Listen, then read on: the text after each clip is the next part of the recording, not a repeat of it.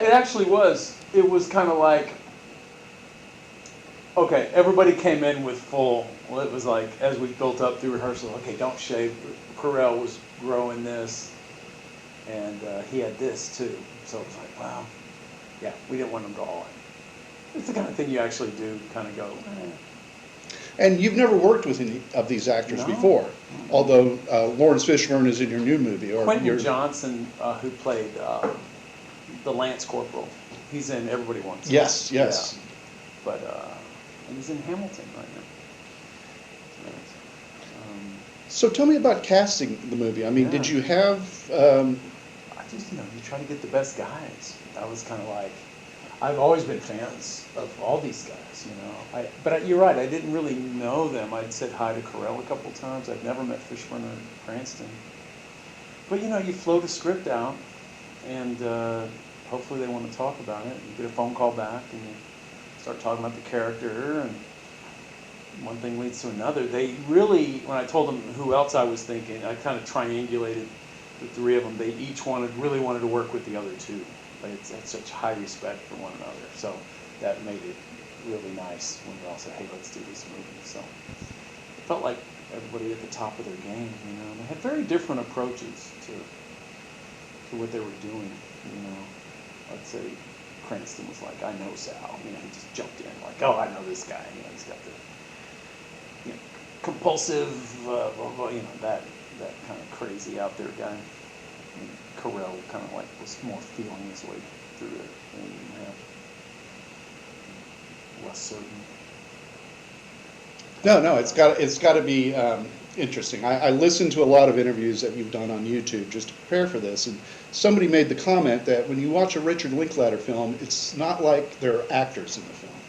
And I felt that these guys were kind of doing something out of their safety zone, especially Carell. Yeah, hopefully. I think, actors, they all want to push themselves. Every actor wants to do something he hasn't done, or that's why you hope they were intrigued with the material and find something. Because, when actors don't respond, even if you think they're right, and that didn't happen to me on this, but I'm just saying in general, they're kind of telling you they're not the right one because they're not intrigued enough to, it's got to be a character they love or want to get lost in. And, each guy had their own relation here with the material, with the military, with, like Fishburne obviously felt, although he hasn't been in the military, he says, I kind of have.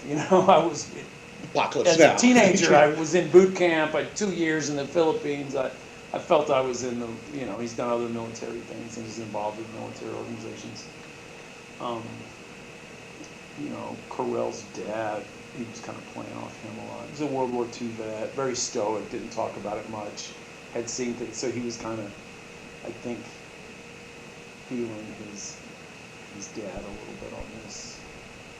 And, Cranston, I think he almost enlisted when he got out of high school, or he wanted to be a cop or something. So he kind of, I don't know, everybody comes to things differently. But we had a good time. Well, that's a big compliment if someone says, oh, they're not acting, because that's certainly, through my rehearsal process, something I'm would love to get to. Mm-hmm. How long did you rehearse before you started shooting? It was different. With some guys were like coming and going a little bit, but I think it was about 10 days, a couple weeks. They remember it differently. Cranston says several weeks. Carell says a week.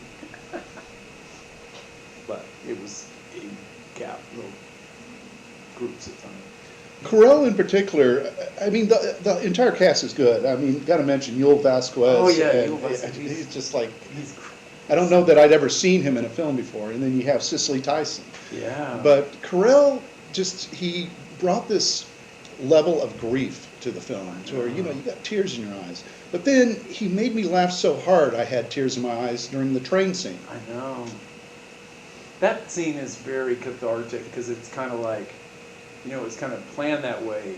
And it's so sad. He's sitting like this, but there's his dead son. You could almost reach over and touch the coffin if he turned over, So in that cloud of grief, he finds this moment with, I think that's why he looked up these guys. You know, when I first talked to this movie about Carell, he said, "Why do you think he's looking up these guys?" And I'm like, "I'm not sure. You know, I don't know why. You know, I don't think he knows why he's doing anything.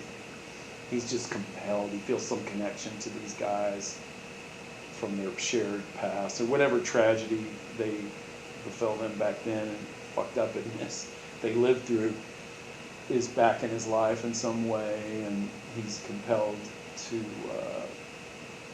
pull them in. But I think it was actually for that reason, to feel a deep connection to the guys from the past that you could actually find a moment like that of where you know for a fact I think that in the phone scene when they're behind the phone scene, you know in those moments he's forgotten briefly the absolute fucking tragedy, the cloud of tragedy that has set on top of him. And the phone sequence was great too. Yeah. Just because everybody's got their nose in their iPhones, and it's like, hey, remember when there was flip phones? Yeah, we're new. We were making because pretty much by the late '90s everybody had a phone. Or most were starting to do, but I wanted to show. We made a joke. We're showing the last 3 guys to get cell phones. Right. I noticed. I really like the establishing shots of the train. The very first one, I was wondering, oh, they must have been on a bridge or something. And then I realized that you probably were using drones with it. And there's that one establishing shot of New York that's just beautiful. It's like all the lights merging and the train's in the foreground. Yeah. And you just kind of, it's like I see it, I try not to be too droney, but I mean, it's easy to be, but just like a crane shot that you could never really do, several 100-foot crane shot. They're good for that. Were those all shot at one time, or did it? Over a few, you schedule it. And go Okay. But it's part of the film schedule. Because in the credits, the drone, it's a 3-person crew. You've got a camera operator, an engineer, and a drone operator. Mm-hmm. Are those guys that travel with the crew, or how does that work? Yeah, you're next. They join your crew, and you could be kind of like second unit photography, but they're never really on their own. You go out with them, and you're camera people. You're looking at a monitor, going, "Hey, do this or that." So they just own the drone usually, and licensed and all that. Particularly the closer you get to a big city. No, because a lot of films, they don't have good establishing sequences, or they don't. You got to get from here to there, and it's not always. Yeah, I believe in that. Just the flow of a movie, where you are. The Levon Helm song. Why did you choose that song for the funeral? I know, just his voice. Levon. I guess because we got Levon and then we got Bob Dylan over the close at the very end.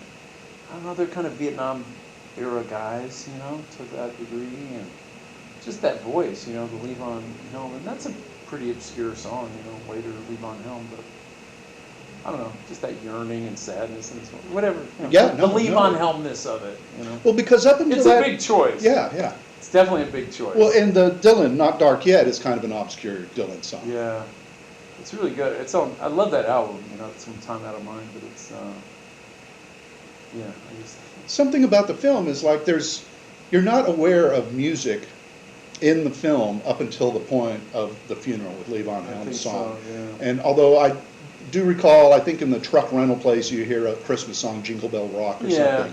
But it's like there was like these instrumental it's bridges. It's a pretty minimal score by Graham Reynolds that just kind of carries you through, but those songs kind of are made to stand out. I think it wasn't so much source music. Music's not a big deal in their lives so much, Right, like a young because they're just middle-aged guys. The Eminem song is on the that's truck. another one. That's another source thing. No, it's very tasteful because a lot of films have the tendency to, and some of your films, Days of Confused, wall-to-wall rock soundtrack. Depends on who the cast is. If you have people who are listening to music, young people up and about, their life, music's a huge deal in their life. So. Your cinematographer, Shane Kelly, you obviously have a good working relationship with Yeah. him. He's been working with you since Scanner Darkly? Yeah, we did Scanner together a long time ago, and then, we, other things. But here, more recently, we've done 3 or 4 in a row. So you wanted to make this film in 2006, right after the novel came out, or was that... I read the do you- novel, we had the screenplay then, kind of floated it out there, but it just never really got off the launch pad at all. It just wasn't meant to be happening then. I don't think people wanted to deal with this subject matter in the industry. They tried, remember there was several... Oh, right. Yeah, The whole you mood could of list the them, country. but it's so weird. Hollywood, movies are always kind of like trying to keep up with current events, but never quite, because it's hard. There's a year gap between. I think that war had everybody so kind of tweaked out that you want to respond to it, but I'm glad the time went on. I think people are in more of a mood now to kind of contemplate what that. At that moment, it's just too real, too urgent, too. The wound is too open, probably. Because you shot this a year ago. Yeah, we were shooting. I think had we started production yet? Just about now. Yeah. How do you like working with Amazon Studios? Great. Yeah, they're a dream. Ted Hope, who runs the studio and the film part, he's great. I haven't known him a long time. Sent him the script and just thought, hey, I think this is the time has come for this movie. What do you think? And he really liked it. So, it's just, the usual thing, who's in it, and, you feel your way through it, but they were very supportive. And Bob Burney, who runs the distribution marketing, he's very good too, Texas guy. He used to run the Bel Air Theater. Yeah. Okay. Everybody knows Bob. He's, Yeah. Long time film guy. So, do you have any thoughts on like where Netflix and I mean Amazon does make some films that go directly to streaming. Do you have any thoughts about how that is kind of shaping the industry? I'm not sure. I think it's a good thing though. Just from a filmmaker standpoint, it's all good that they've filling this huge gap that the studios have kind of abdicated. The mid-range, film like this, studios it's just not worth their while.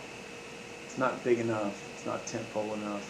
So there's this huge swath of adultish subject matter that was being left behind. So I think Netflix, Amazon, Annapurna, another company I've worked with on the new film, did great. So no, it went from being a really crappy time where you thought it was just over, the film world we knew is no longer, to being kind of back and better than ever. So. Webster's should give you a credit for inventing the word fuckwithery. Good, you're the only person who's mentioned that. But I was proud of that word, and yeah, it is a good word. I don't know how many times I've watched Everybody Wants Some ... It's, I mean, people like to list, directors, here's a list of his films from 1 to whatever. To me, your favorite film of mine is the last one you've made. So, Oh. but anybody who hasn't seen Everybody Wants Some, I drag them over to my house and put on the Blu-rays. I've started to run into people who've seen it 5 or 7 times. Yeah, And good. you also have this, it's like in Dazed and I didn't Confused, want it all to these be a little actors obscure cult film. are I going really- on, Yeah. I mean, I Yeah. started noticing the guy who plays John Glenn in Hidden Figures, or Glenn Blake Jenner. Powell. And, Yeah, talented. It was just like, there's always a new generation of really talented young actors. So it's just rare that they get something that they're not playing some goofball or some action. Something that's really kind of feels like you know them. Mm-hmm. So it was fun to offer that to a bunch of, and we had a great time doing that. So yeah. That film, we were stuck at Paramount then. That's why I just like, God, if I never worked with it. Because, that's a perfect example of a film that's not worth their time. Mm-hmm. They didn't want anyone else to do it, but then they didn't want to do it themselves. So we just kind of fell in the gap and never really got behind it. They're giving me the sign. Let me just finish. Are you wrapped on Where'd You Go, Bernadette? Yeah. I'm editing. Really happy with it. It's a great experience. Kate Blanchett.